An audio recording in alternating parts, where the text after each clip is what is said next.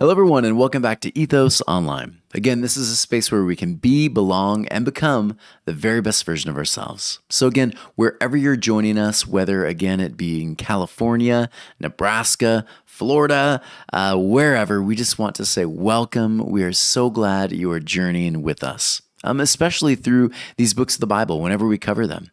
A couple of you've mentioned Genesis has like 50 chapters, right? We're only on chapter 20, 21, 22. When you go verse by verse, when you really delve in, it really does take a while. Because basically these rabbis, when they would read these books, word for word, line by line. And so a typical study in a book like Genesis would take you a year or more if you were really to take it seriously. And so here at Ethos, we take it seriously and we go line by line. Sometimes we'll delve into some words. Truth be told, we are going a little faster than many rabbis in the first century would do.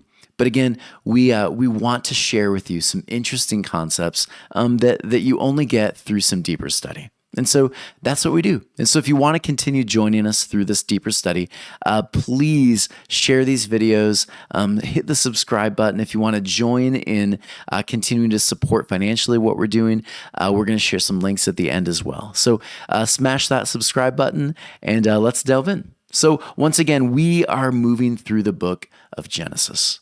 And again, for many people, they'll argue this is the origin book, right? This is the history of Israel. Truth be told, it is, again, not a history book. For those of you joining us for the first time, this might surprise you. Many people have been told the Old Testament is like a history book and all the dates and the people and all this is to be taken very literally.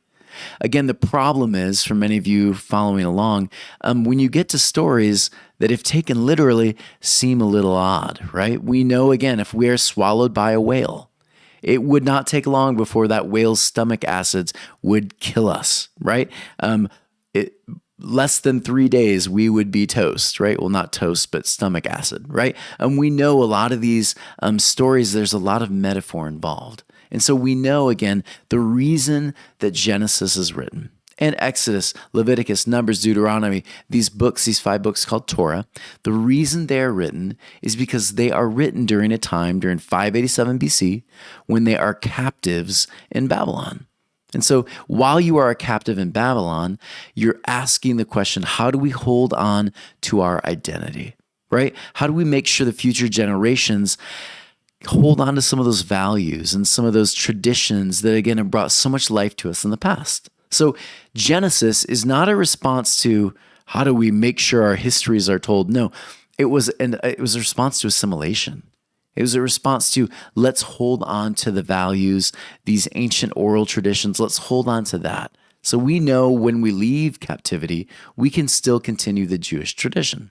This is the idea. So again, when the scroll is opened, there's a celebration. Because as an Israelite, as a Jewish person, you would have said, this is us. This is a mirror, right? This is all the wisdom stories, the traditions, the advice from kings. It's all there and it's beautiful, right? Sometimes it's warnings. It's a slap in the face. It's saying, hey, turn around. We're about to repeat something we've done in the past, right? That's what this was. No one's writing literal history during that time era. And so again, this compilation is filled with poetry, mythology, it's filled with prophetic warnings, it's filled with all of those things. And so as we read, always ask the question, if Israel's in this page, if this book is showing a glimpse of Israel, then what is the story? What's the message for Israel? Once you understand what the message is for Israel, like the actual audience, right? Once you get that, I think then it's fair to say, what can we learn from it and apply for today? And so that's what Israel does. That's why we have this beautiful compilation. And I would argue it's still one of the most relevant pieces to today, for today, right?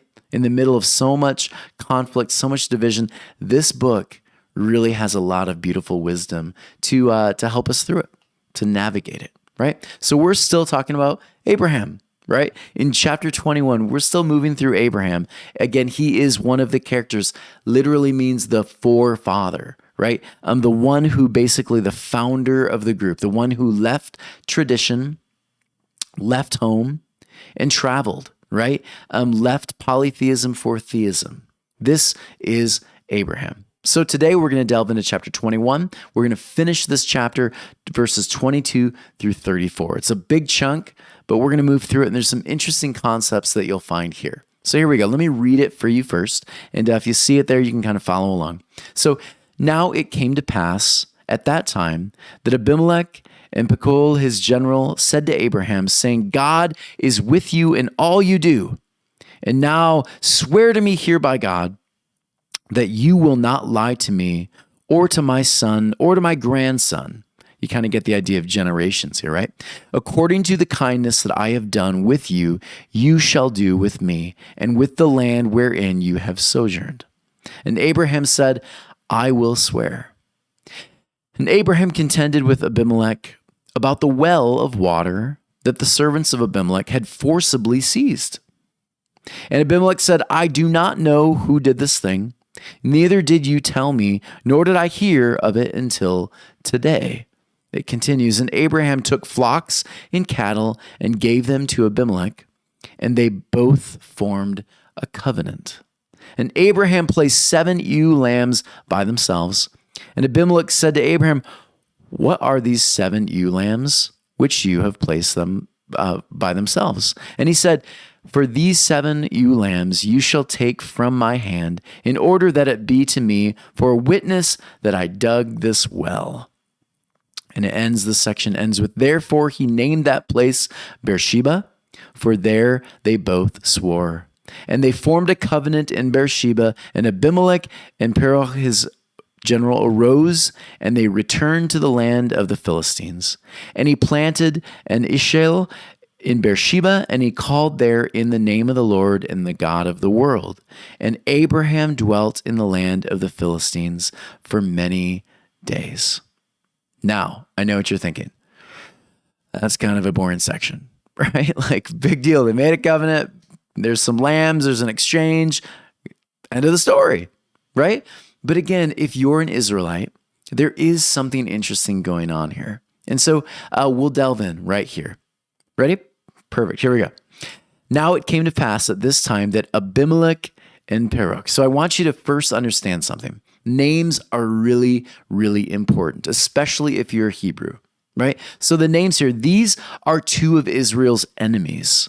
And so, of course, Abimelech, the father of Moloch, right? This is like the father of the Philistines, the ones that worship that god, right? Moloch. And so you have to understand these are their enemies. And so whenever you have these stories, it's kind of also like an origin story for their enemies, even though it's not literal, right? But they're kind of sharing, this is another history of how we dealt with our enemies.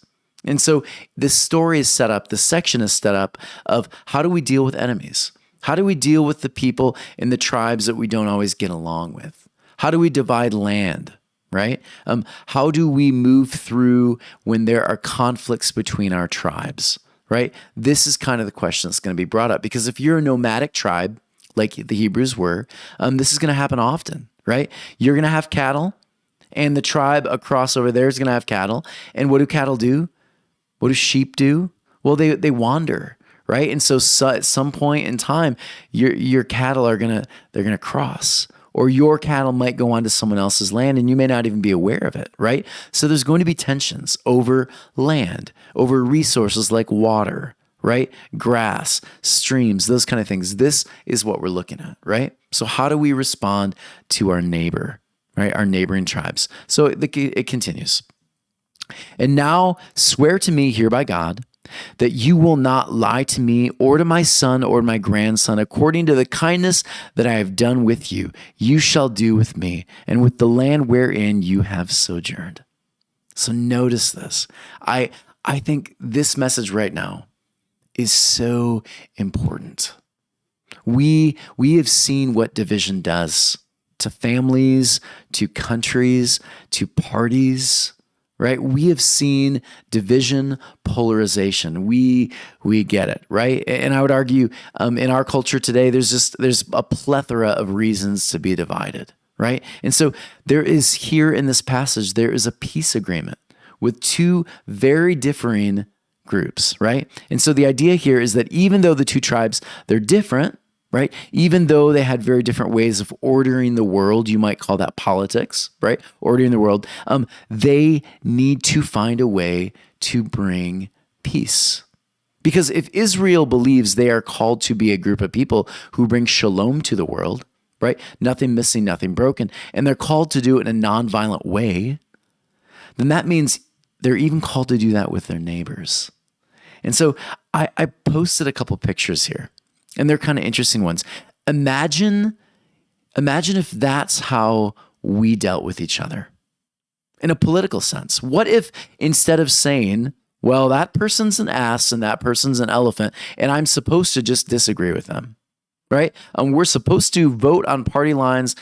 What if instead of that, in our political world, the idea was always this: how can we as Democrats, Republicans, Libertarians, how can we as a group of people who are ordering the world, the nation, how can we find connection and do what's the very best for our nation?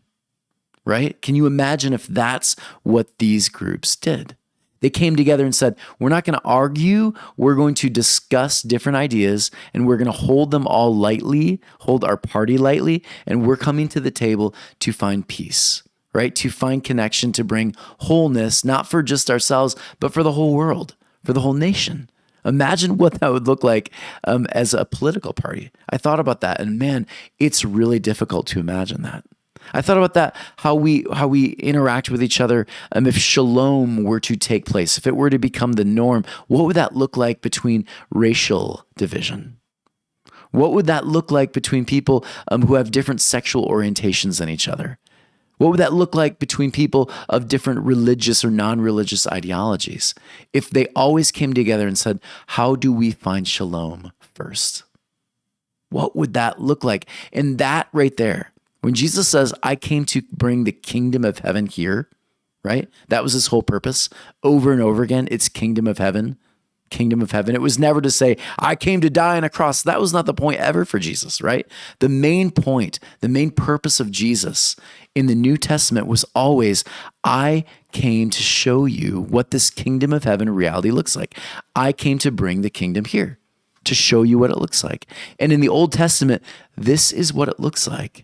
It's when neighbors come together, when shalom takes place between different groupings of people, and they find commonality and what they call in this verse agreement, right? It's agreement. That's the idea. How do we come to that place? And so one of the great rabbis says, Genesis 21, it teaches our people the importance of finding connection even with our enemies.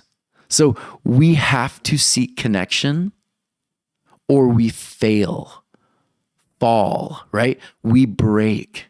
And so Israel understood this. Every time there was conflict with another nation, they knew that a fall was coming, right? They were going to become captives again.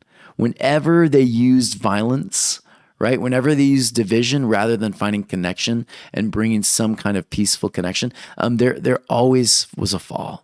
Something negative would happen. And so Abraham's in the middle of this building Israel up, right? The very foundation. He's going to build it up. It's beautiful, right? It continues. He says this, Abraham said, after this king is asking questions of him, right? The king is saying, he's begging him basically, can we please find an agreement, right? Will you swear on your God that you'll be good to us, right? And so Abraham says this, I swear. Now, that word has some meaning, doesn't it? The word here is I take an oath. And so in ancient culture, very different than today. For us, many times we'll say, oh yeah, I promise I'll do this thing, right? And many times when our words are cheap today. We'll say, I promise I'll do this. Oh yeah, I'll make sure to do this and this. I'll be here on time at this. I'll pick you up at this area, whatever. We oftentimes fail at those promises, don't we? Yeah. But if you were a tribal person and you took an oath, usually it was in public, it was in front of other people. And when you said, I promise, I take an oath, this is a covenant between you and me. When you did that, if you went back on your word, this was a serious offense. It was payable by death. And so this is why Jesus over and over again says, be careful with your oaths, right? Be careful with your promises. Because again, if you give too many promises, it's going to be very hard to follow through and your life is forfeit. And so when Abraham says, I swear, he is making a covenant, not just with his generation, but future generations. We will do the best we can to uphold this, to make peace with you, right? And later on, we know from the story, the Philistines actually go against the promise. And so what happens when you go against the promise? Well, of course, you'll see later on, it's a negative thing, right? The empire falls. But let's continue. He says, I swear, right? It's taken seriously. And so what would marriages look like? I thought about this. If we took our promises seriously, right? Until death do us part. That's a scary promise, right? What would our promises be with nations, right? I promise to do this. I promise to do that. If our lives were forfeit, our promises would mean so much more, wouldn't they? Yeah, think about that one for a moment. Interesting pictures to think about. Good. Let's keep going. I swear, an oath, a promise. It was a big deal. So let's continue. And Abraham contended with Abimelech about the well of water, and the servants of Abimelech had forcibly seized. So understand this. Often, this translation is misunderstood. Many translations, if you're reading along in something else, maybe an NIV or whatever, it will use the word rebuked. Right? So some of you are seeing that right now. Abraham rebuked with Abimelech. The word is actually not, in the Hebrew, it is not rebuked. The word means basically reasoned together. The idea is, it's a very Hebraic idea. You would have sat down over bread and even a meal, and you would have sat down and you would have discussed the issue. And here's the thing about when you reason together, in ancient Hebrew language, it meant this: you will stay seated until the thing is resolved. Isn't that beautiful? You reason to build bridges.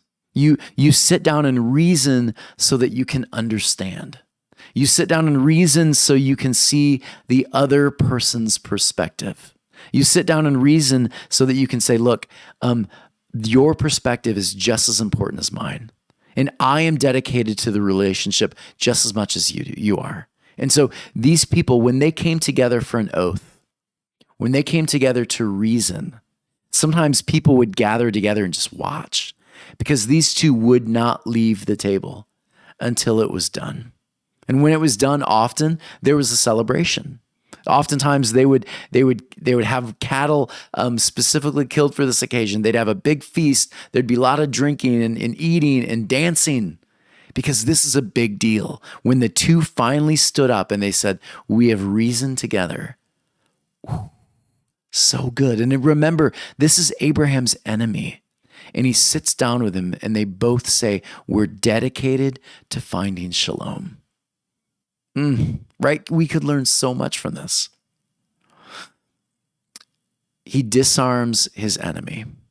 And today, I think this picture is interesting, because in Western civilization, when we talk about disarming someone, oftentimes there's like an association with violence, right? We break their arm, we take the gun, we do something. But for ancient Hebrews, the first action that is to be taken was not violence. Even back then in ancient times, right? These tribal people, what Israel was beginning to understand is to disarm our enemies, we should be, and they didn't always do it right? Just like we don't. But the first thing they should do to disarm an enemy is you disarm an enemy with love, right? You take time and you ask questions. So again, when did we forcibly seize the well, right? And did that happen? It's almost like a question Abraham's asking. When you did this, did you mean to do it? Right? That's kind of the assumption here placed with it. What's up with this? Right? We got something to take care of here. We've got some beef, right? Ask questions of it. Avoid the assumptions. Right? These are all things Israel's working on. It's usually, oftentimes when you think about it, it may not even have been about you or Israel. It might have just been, we saw it, we thought it was ours, we took it, right? And this is again where Abimelech, he asks him about the well. He asks him about the water, right? And so there's this interesting idea here. Oftentimes with our enemies, there's some history, right? And sometimes it's carried out generationally.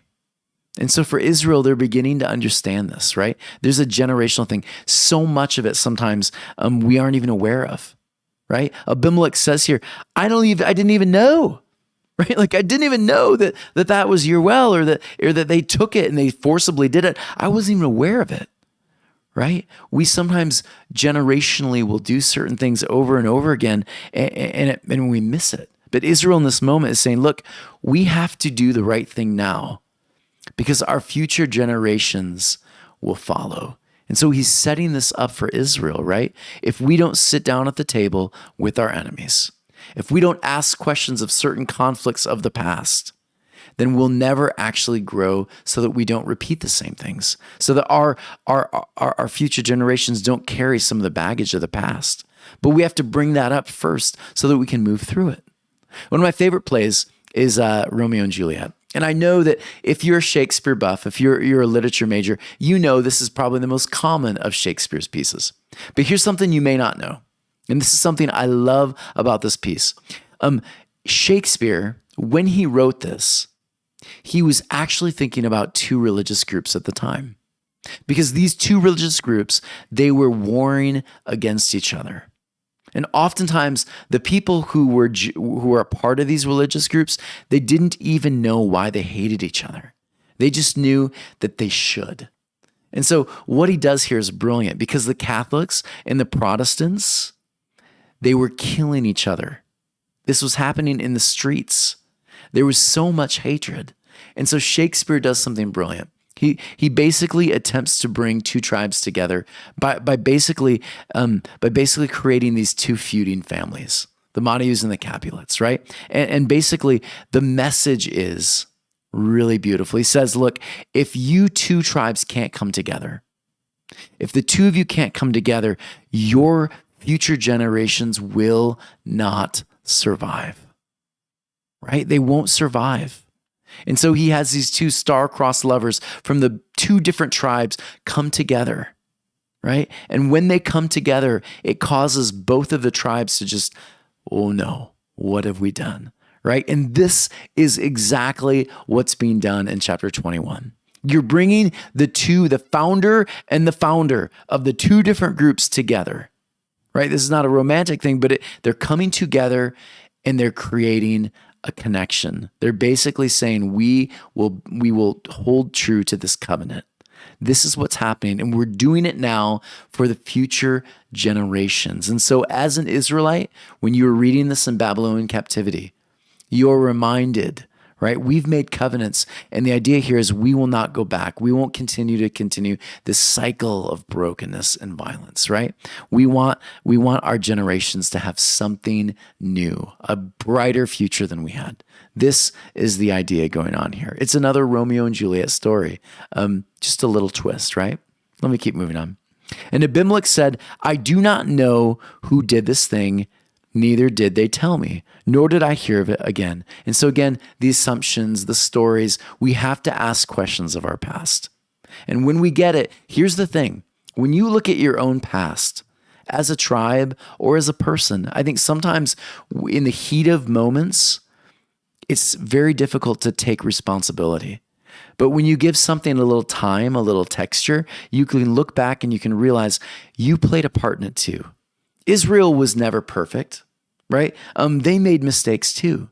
And I love the idea by looking at the past, by asking questions of the past, by understanding the past, maybe we won't repeat the same cycles, right? So we look back so that we can understand the present. It's really good. And Abraham took flocks of cattle and gave them to Abimelech, and they both formed a covenant. They both form a covenant. So notice this. Abraham, he brings something to the table too, right? Often in negotiations, we forget this, right? Because sometimes there's one party that has a little more power than the other, and that party is just going to assume that the other party is just going to give, and this party is going to take. But again, if you're a Hebrew, ancient, Middle Eastern person, you understood that both parties must bring something to the table, right? Both parties must be willing to give. And so this is a very ancient idea, but in order to find shalom, you're not just taking, you're also giving. You must be willing to give. Because here's the thing, beastly empire takes, right? But kingdom of heaven, it gives. And as it gives, what does Jesus say? We receive. And that's the bigger idea here. For an ancient tribal people, it's another reminder we are a nation that gives. We're a nation that brings something to the table. We are a nation that is a covenant nation. Yeah, it's so heavy, so good, especially right now with so many politics, so many global issues going across all over the world. This is a really interesting idea to consider right now. But we're not done. And Abraham placed 7 ewe lambs by themselves. And Abimelech said to Abraham, "What are these 7 ewe lambs which you have placed by themselves?" And he said, "For these 7 ewe lambs you shall take from my hand, in order that it be to me for a witness that I dug this well." So understand this again. 7, the idea, it's fullness, right? I am giving you exactly what the thing is worth, right? This covenant is full. It's complete. I am not taking advantage of you. You're not taking advantage of me. That's the idea behind the 7 here with the lambs. It's a beautiful offering, right? When we do this thing, we come out equal, right? Not one party's over the other. It's equal. It's beautiful. Think about friendships, relationships, right? If you only have one person taking, and the other person giving, that relationship is destined to fail. But if both parties can come to the table and give and take, and you can find equality, that relationship, that agreement, that nation, those 2 nations, those 2 systems, those 2 politics, they will succeed. And it's beautiful. Continues, and they formed a covenant in Beersheba. And Abimelech and Felix, his general, arose, and they returned to the land of the Philistine. So notice this, Beersheba, right? This is a well. This is a well. And a well for ancient people, this is where life is. A well is where you're going to give nutrient to your cattle, right? It's going to be a place where oftentimes you can water your crops for a bit, right? The well is the place where life happens. And again, we've talked about this. Many things happen at the well. Whether you are the Samaritan, or you're Jacob finding a wife, you're Abraham there, you're Moses, you're going to meet at the well. And again, that's the idea here. That's what relationships, right? Those moments we come together and we move through problems, that's where life happens. That's where life is sustained. That's where conflicts are resolved, there at the well. Yeah, it's such a beautiful, deep metaphor. This should be a place where we build and where healing takes place. When we come together, and that's our purpose, we're going to find shalom. And notice this here at the end. And he planted an ashil in Beersheba. This word, I love this word. Because here's the thing, right? The word's been mistranslated. Yeah, or I shouldn't say mistranslated. Many times we just have looked at this word on a very shallow level. And so on a shallow level, there is a tree. This is a reference toward a very real tree. And this is what this tree would have looked like in the Middle East. This is a tamarisk tree. That's what the word in a literal sense meant. But we know the Hebrew. We know there's some deeper meaning. But let's go on a surface level first. This tamarisk tree, this is an ornamental tree. And again, this would have been called the salt cedar. That's another word for it. And it was kind of a shrub. And that's the cool thing about this literal verbiage here. It's a really beautiful one, right? And so he plants this beautiful tree as a reminder that like there's beauty in the middle of a desert. When 2 tribes, when 2 people, when 2 systems come together and they seek commonality, something beautiful grows from it. right? It grows from it. It's something beautiful to see. There's this ancient reminder, right, of this moment where the two came together and they said, we are not going to fight anymore, right? So good. There's a deeper message here. And here's the other one. Here's what one rabbi says. He says, there are two ways we are to understand the word. Here's the deeper meaning. One is that it is an orchard. This word also means not just a tree, but an orchard. The idea here connotating fruit, right? Which is bearing fruits for the guests for a meal. Right? So again, think of this one now. Not just this tree, right? Going back, not just this tamarisk tree, but now the idea here, the deeper word here connotates fruit trees, but an orchard of fruit trees. And not just an orchard of fruit trees, but it's fruit trees that will supply people a meal. When they come together for a meal, it brings people together. Right? So when people come together, it brings life, it forms community. That was the deeper idea. And the other one says that it was actually another word for an inn or a lodging. And it still had this connection to like where food is served.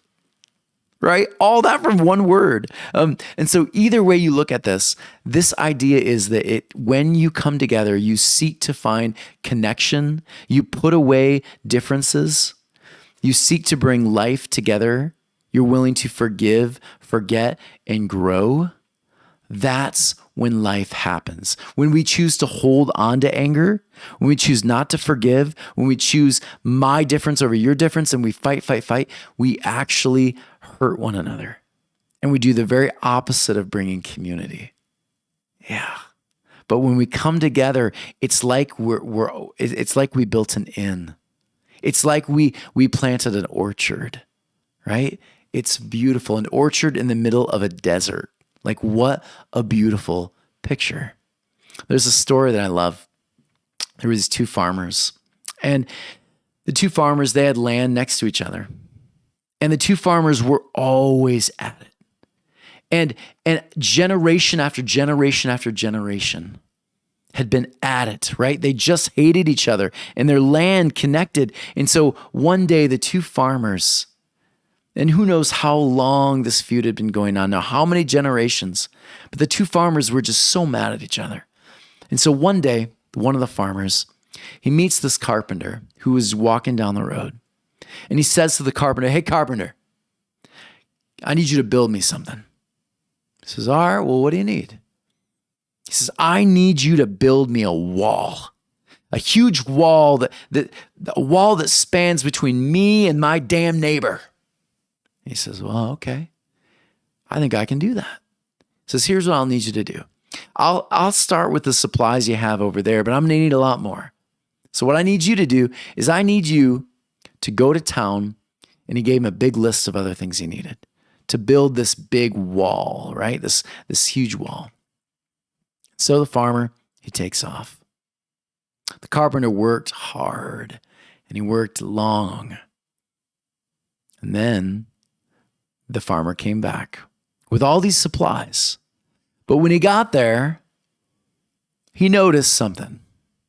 He noticed where the wall should have been was now a bridge crossing over from one part of the stream to the neighbor's land.